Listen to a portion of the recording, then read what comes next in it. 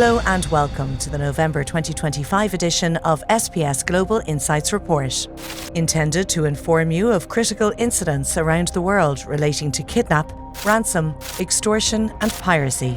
We begin in the Indian Ocean, where Somali piracy has reasserted itself as a credible offshore threat. In early November 2025, 3 merchant vessels were targeted in less than a week, including one successful boarding hundreds of nautical miles off the Somali coast. The attacks involved small skiffs supported by a suspected mothership, indicating a pirate action group with the range, logistics and confidence to operate far beyond coastal waters. The incidents highlight 2 opposing trends. On one side, pirate groups are again probing busy shipping lanes, seeking lightly protected vessels with limited situational awareness or no armed security on board. On the other hand, effective defensive measures, early detection, increased speed, citadel use and privately contracted armed security personnel have so far prevented hijackings and hostage-taking. Looking ahead, the successful boarding is likely to be viewed by pirate networks as proof of concept for renewed long-range operations. As economic pressures persist and naval resources remain finite across the wider region, opportunistic attacks on merchant traffic in the western Indian Ocean are expected to continue, with ships lacking security measures at the greatest risk. In Southeast Asia, Cambodia remains a key criminal hotspot with kidnapping, ransom and extortion operations often linked to transnational scam and casino networks. Through 2025, authorities have stepped up enforcement efforts, arresting over 4,600 suspects. Despite these extortion rackets, scam centres and human trafficking, they remain a deep issue driving criminality. Such criminal enterprises can target foreign nationals. According to the Korean Ministry of Foreign Affairs, the number of reported kidnappings of Koreans in Cambodia increased significantly from 10 to 20 per year between 2022 and 2023, rising to 220 last year and 330 by August of this year, demonstrating a severe escalation.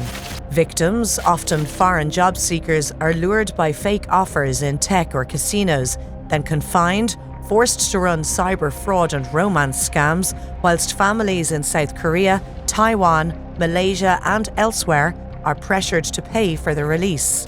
Victims have also reported being subject to physical abuse and being sold between groups across human trafficking networks.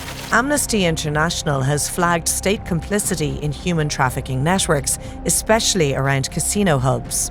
Even as raids increase, weak regulation and corruption allows networks to adapt, sustaining risks. Across Mexico, kidnapping and extortion have intensified into one of the country's most persistent and dispersed security challenges.